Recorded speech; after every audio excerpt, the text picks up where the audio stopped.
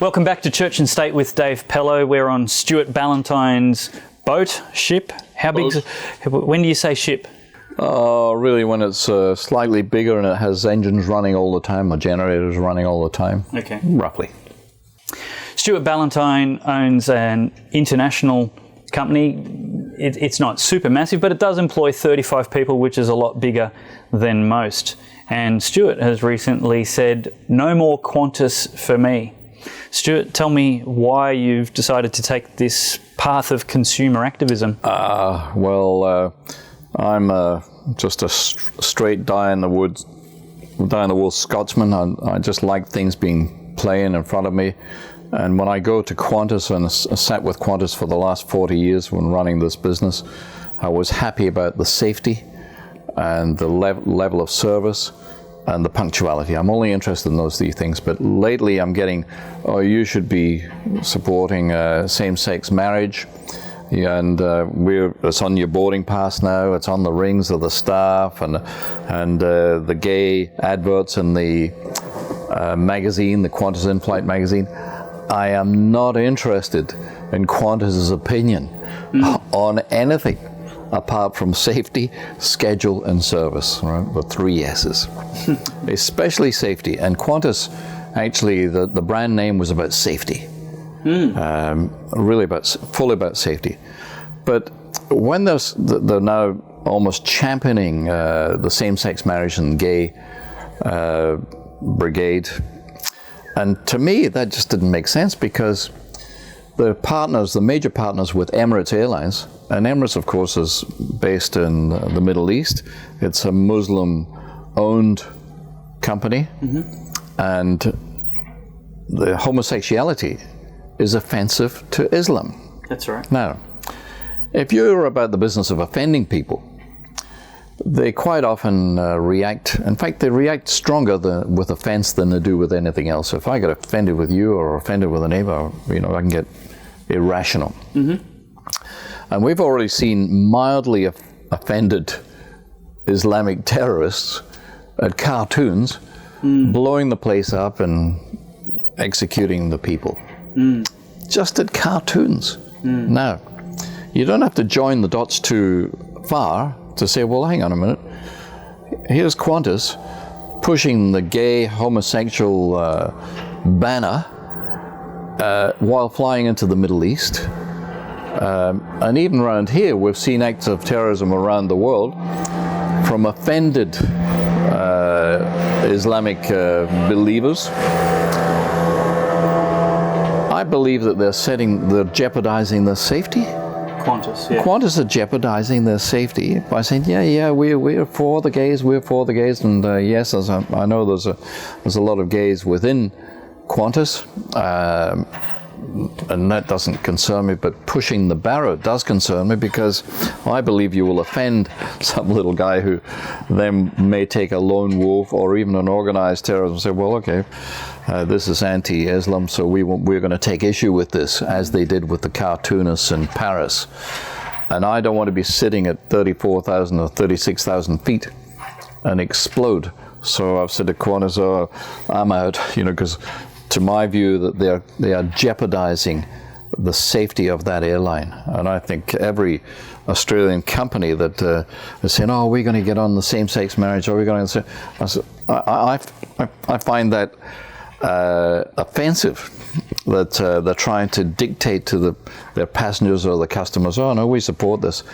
We're not interested in any company. I'm not interested. I don't peddle through my companies. I don't peddle my social beliefs to anyone who's my customer, and I think it's out of order to do that. Right.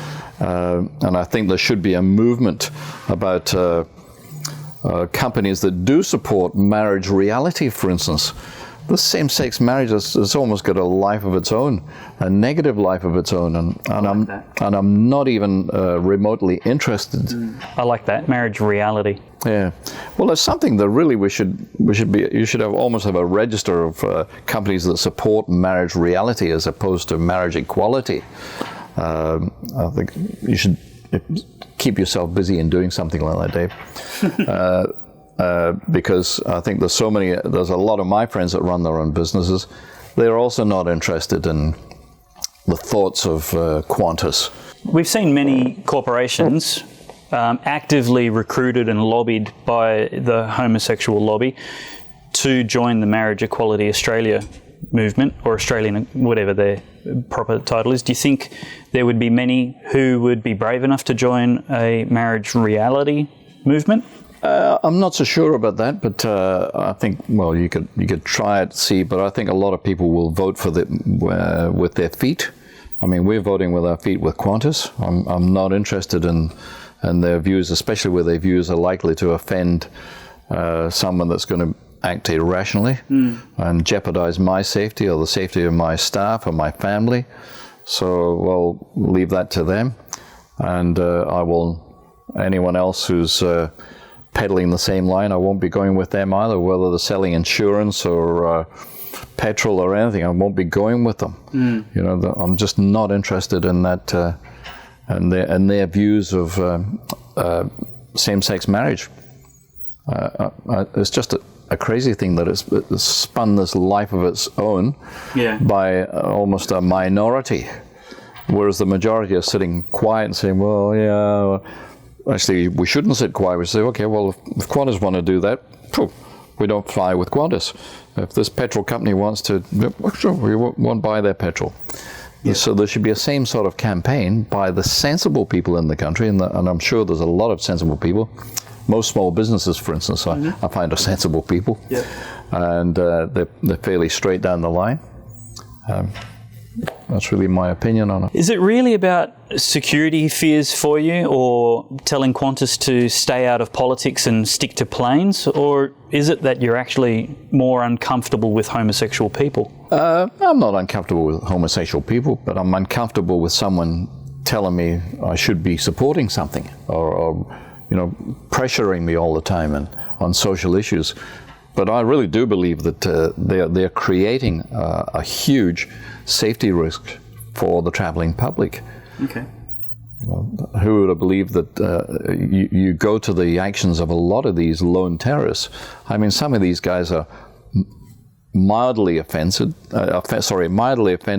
at the West, but if they get particularly offended about one aspect of people's behaviours, you know, whether it's adultery or I need to stone them because they've been caught in adultery, promoting homosexuality and running an airline, it's a huge compromise of safety. It's a real interesting facet of this discussion of Qantas's involvement in politics that I haven't heard anybody else raise. The security risks they're inviting by taking such a controversial position on marriage and family, especially given their international and Middle Eastern major affiliations. I've never heard anybody raise it as a security concern before. Well, it's only when I started thinking about it, I thought, whoa, hang on a minute, these guys are compromising us. They're compromising the safety. And you won't see Qantas doing an article in the Middle East in the local newspaper saying, hey, we support same-sex marriage. They won't be doing that. They won't be standing up in the local TV station saying, no, we support. Yep. If they do, they'd be jailed. You included me in a copy of the letter that you sent to many editors, and we put it in an article a couple of days before we recorded this interview. And in the article that I wrote, I basically agreed with your action and said we need a lot more conservatives to figure out how the left are changing society, because with a very, very tiny voice, they're actively leveraging social change and an agenda that most of us don't agree with.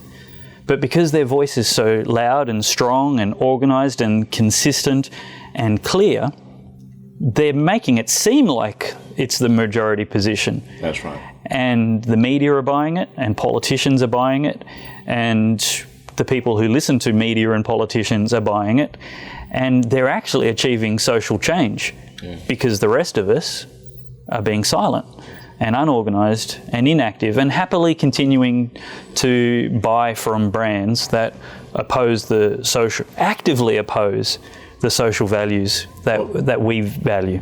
But that's interesting you say that, Dave. But as I said in the earlier segment, if there was an Olympics competition on shooting yourself in the foot, Australia would win gold, silver, and bronze. And it's the same with this. Everyone's sitting watching the whole place going to hell in a handbasket. And it's really about companies like mine and others saying, well, okay, hey, enough of this crap, guys. We should actually stand up for marriage reality. We should stand up against these large corporations telling us what we should do, what we should vote for, etc., etc.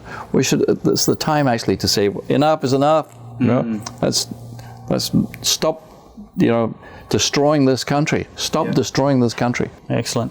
If you'd like to be part of the consumer activism to tell Qantas in particular to stay out of politics and stick to planes, head to churchandstate.com.au. Look for the episode and article with Stuart Ballantyne entitled Excellence in Stupidity, and find the petition there, add your name to it, and let's ask Qantas to stay out of politics and stick to planes.